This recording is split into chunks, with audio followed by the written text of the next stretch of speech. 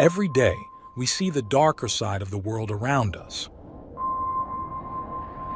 We witness how people can hurt others in ways that are hard to understand. It's a sad part of life, but it's something we can't ignore. As someone who dives into the world of crime, I'm here to share the most shocking stories and try to understand what drives people to do such things. I'm Michael, and today, I've got another unreal true crime story for you.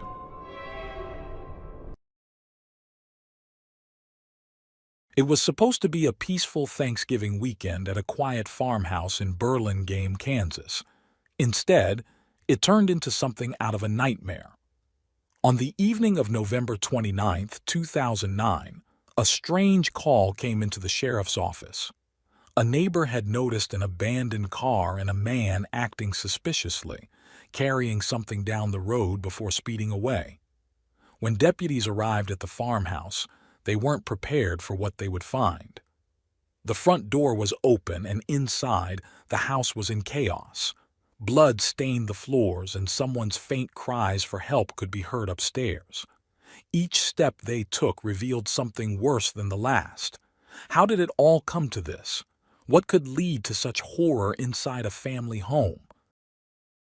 The truth is a story of control, anger, and the breaking point that changed everything. Stick around as we unravel the events of that fateful night and the years leading up to it.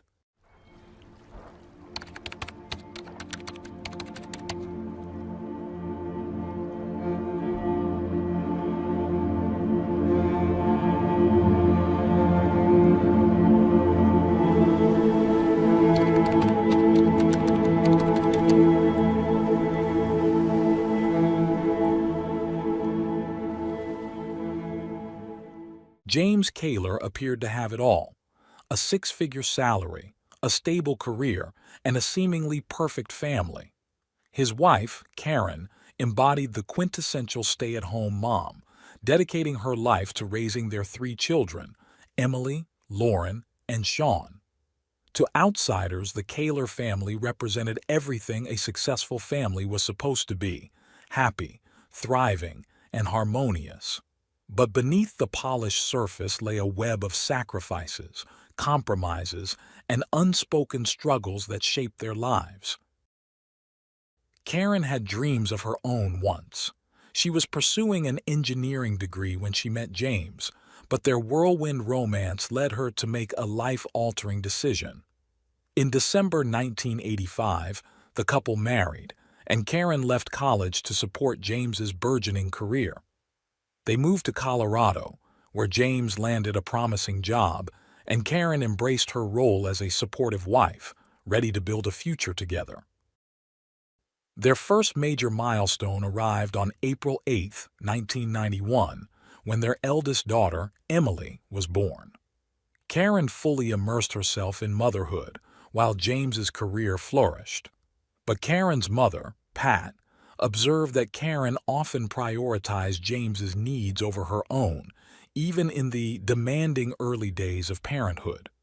Pat worried that Karen was losing herself in the pursuit of their shared dream. By 1992, James's career prompted a move to Greenville, Texas, and in May 1993, Lauren was born.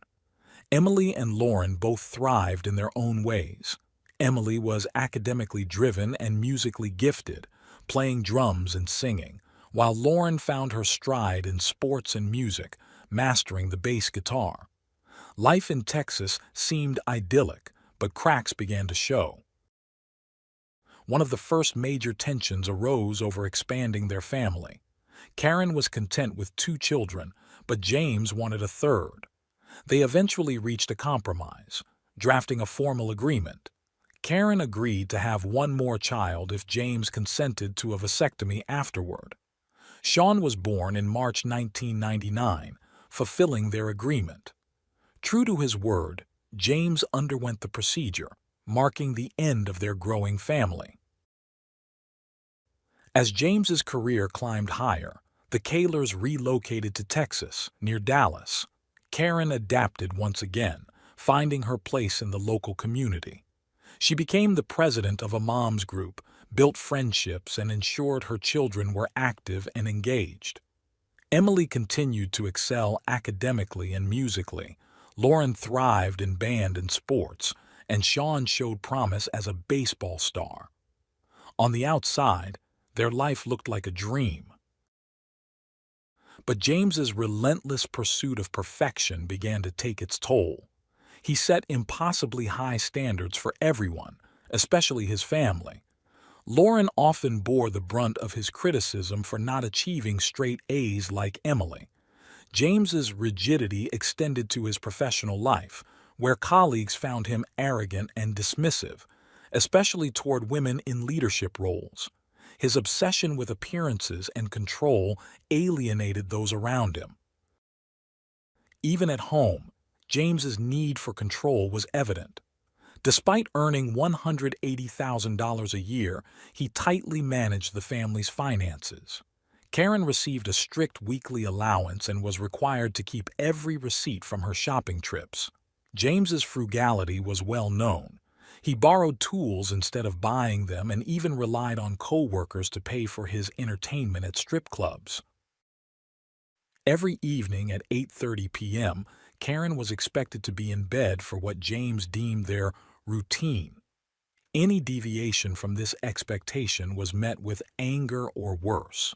Friends noticed how Karen whispered during late phone calls, apologizing and rushing to end conversations to avoid James's wrath. Even illness didn't exempt her from these demands. Defiance was risky, as James's anger could escalate to physical violence. For Karen, compliance often felt like the only safe choice. It hadn't always been this way. Early in their relationship, James's control was less overt, but it steadily grew more suffocating over the years. At one point, he suggested bringing another woman into their relationship, claiming it was to spice things up. Karen was deeply uncomfortable with the idea but struggled to say no. Desperate for an outlet and some independence, Karen secretly joined a gym. Fitness had always been a passion, and the gym became her sanctuary. James refused to pay for a membership, so Karen baked cakes and took odd jobs to afford it. By January 2006, she had saved enough to join Powerhouse Gym, where she quickly became a regular. Her dedication paid off. She eventually secured a part-time job as a personal trainer. James surprisingly allowed it with one condition.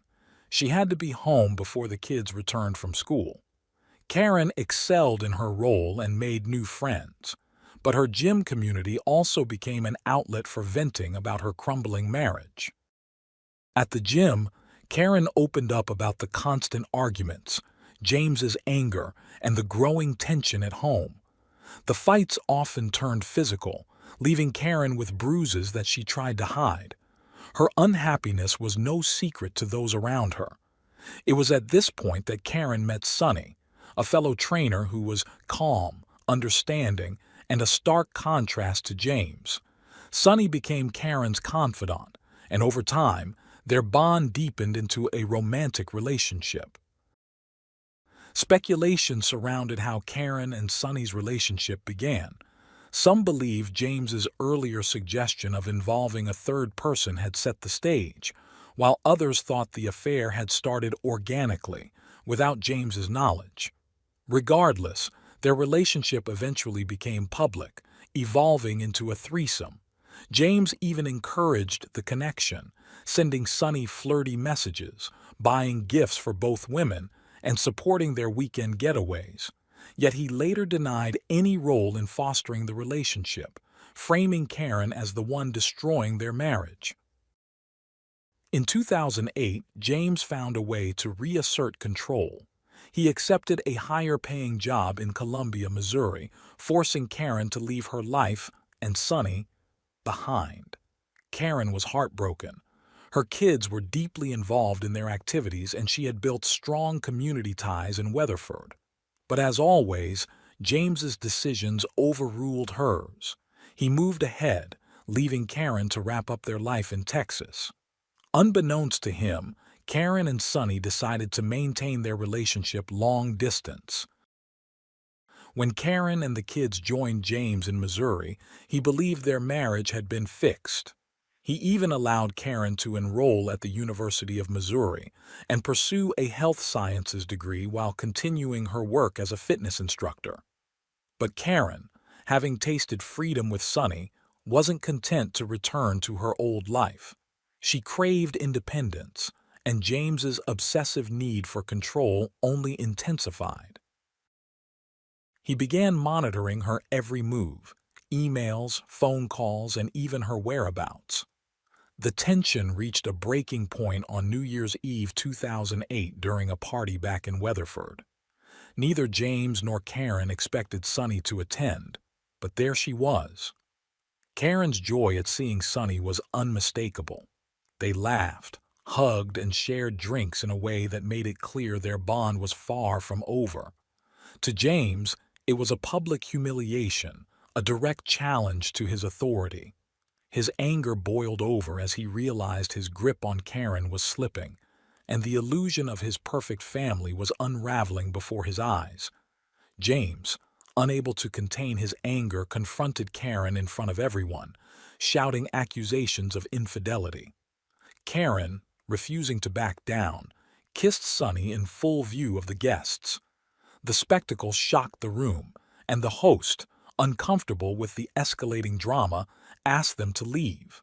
The fight spilled out onto the front lawn, where James's anger turned physical. He shoved Karen, causing her to fall and hit her head on the ground. By the next morning, the fallout was undeniable. Karen, reflecting on the chaos, began questioning the way she had been challenging James. She told Sonny they needed to take a break, but Sonny adamantly disagreed, pointing out that the real issue was James's abusive behavior. Concerned for Karen's safety, Sonny encouraged her to make a change. In January 2009, Karen finally took a stand and filed for divorce. Though she continued living in the house, she moved into a separate bedroom and maintained her long-distance relationship with Sonny. James, however, refused to let go. He obsessively monitored Karen's emails, tracked her movements, and even intercepted greeting cards from Sonny. Each time Karen made plans with Sonny, James would find a way to interfere, his jealousy pushing him further into irrational behavior. At work, James's colleagues began noticing his unraveling. He would carry around a photo album of his family, showing it off to anyone who would listen and lamenting, "Why doesn't Karen want this perfect family?" His erratic behavior made everyone uncomfortable, but James was too consumed by his obsession to notice. In March 2009, tensions reached a breaking point. After a city council meeting where James gave a speech, he and Karen got into another heated argument. This time, James's anger turned violent. He physically blocked Karen from leaving, cornering her against a cabinet, and assaulted her.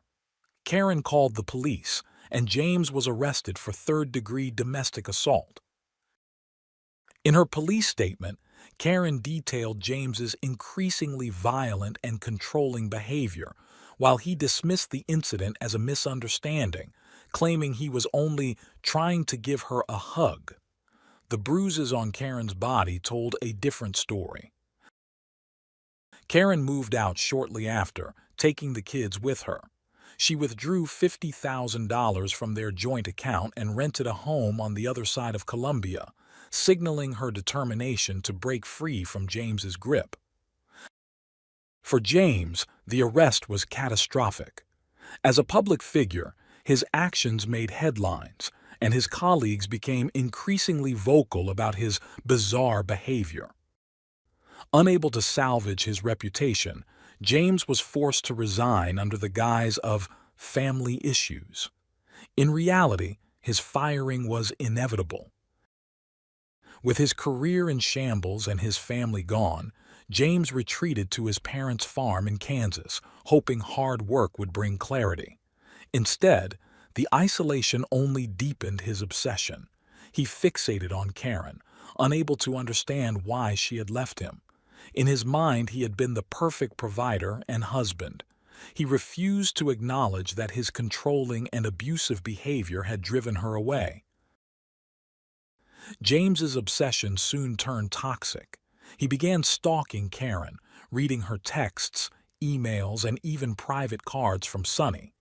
He hurled homophobic slurs at both women, despite having encouraged Karen's relationship with Sonny in the past when it suited him.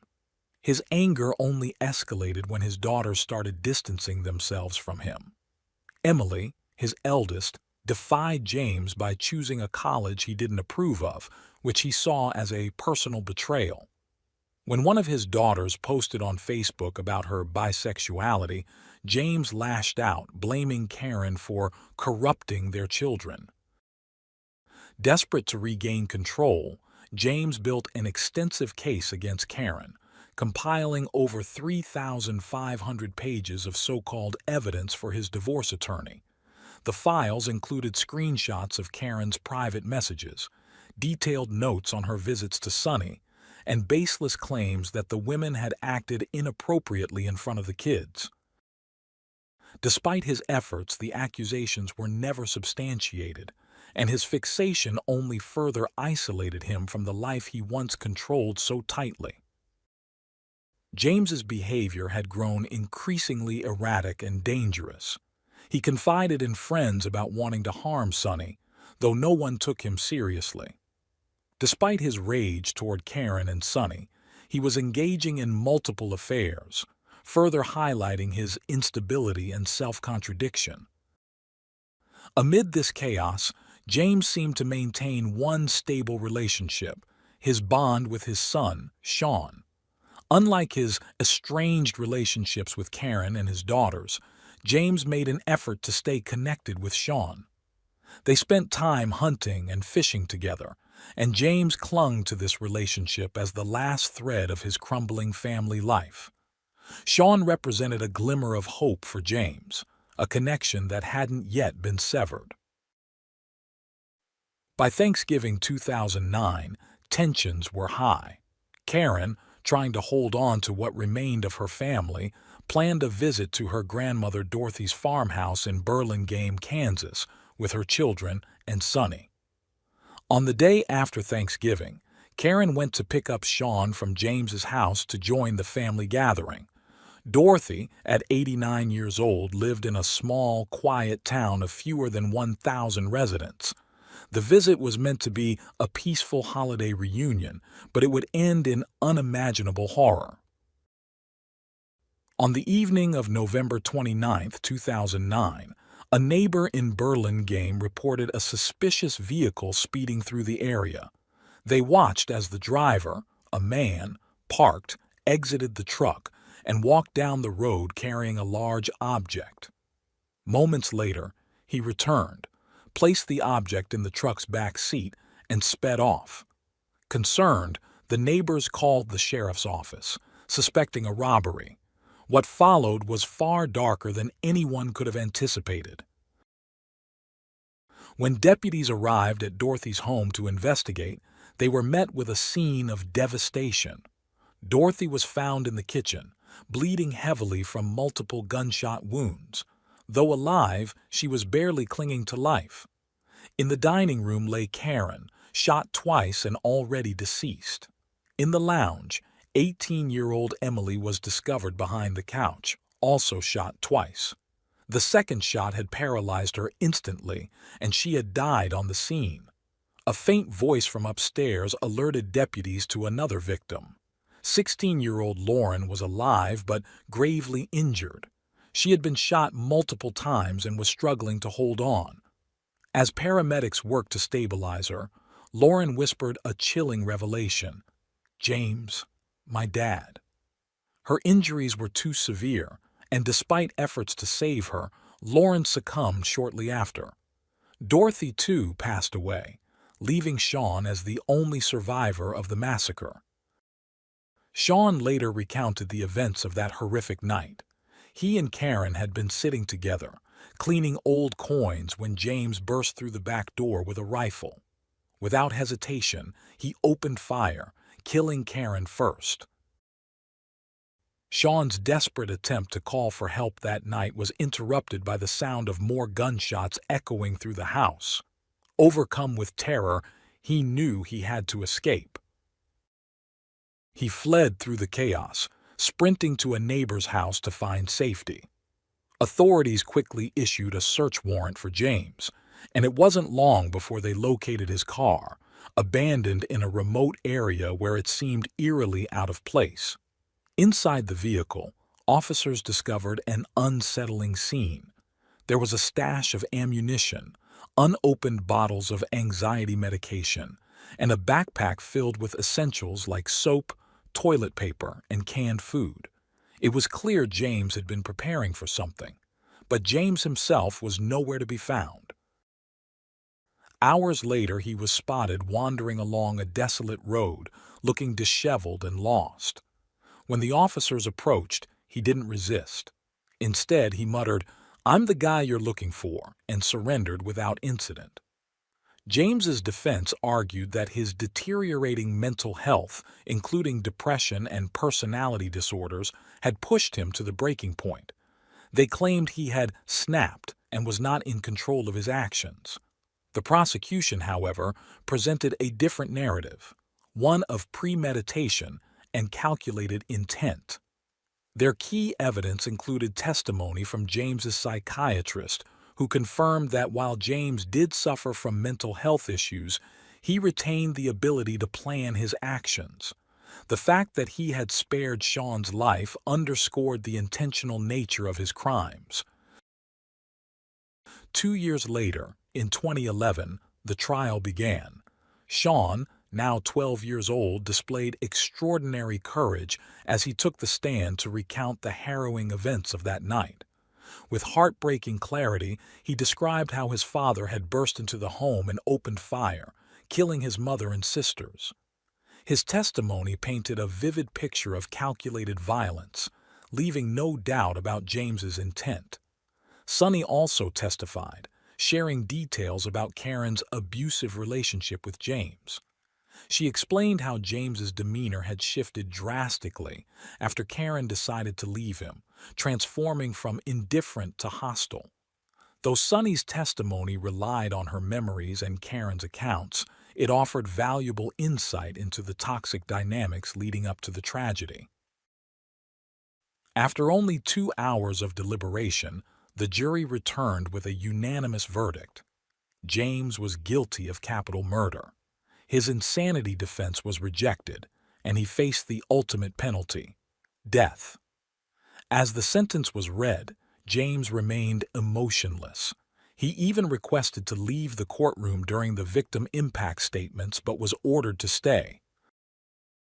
Sean's statement during the sentencing was perhaps the most poignant moment of the trial. With remarkable strength, he said, "I do not want my dad to receive the death penalty because it would be hard on my grandparents. I do not want my whole family gone." Despite everything James had done, Sean still saw him as a father and struggled with the prospect of losing him too. James, however, showed no remorse. After his sentencing, he began writing letters, not to apologize but to justify his actions. He claimed he had freed Sean from what he described as a toxic environment, revealing his lack of accountability and twisted perception of his crimes. James's legal team quickly filed an appeal, arguing that the jury was biased and that his mental health hadn't been properly considered. The Kansas Supreme Court disagreed, affirming that James's mental health had been evaluated during sentencing but did not excuse his actions. His appeal was denied, leaving James on death row, a stark reminder of the devastating consequences of his choices. For Sean, life after the tragedy was a testament to resilience. Despite enduring unimaginable loss and trauma, he graduated from high school and built a life for himself in Kansas. His journey stands as a beacon of strength and hope, a reminder that even in the face of profound darkness, it is possible to rise above and find a path forward. James's crimes left a permanent scar, but Sean's perseverance is a powerful testament to human endurance. Thanks for tuning in to Unreal True Crime.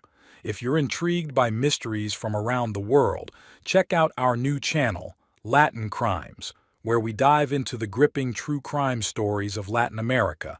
Don't miss out. Subscribe now for more thrilling investigations.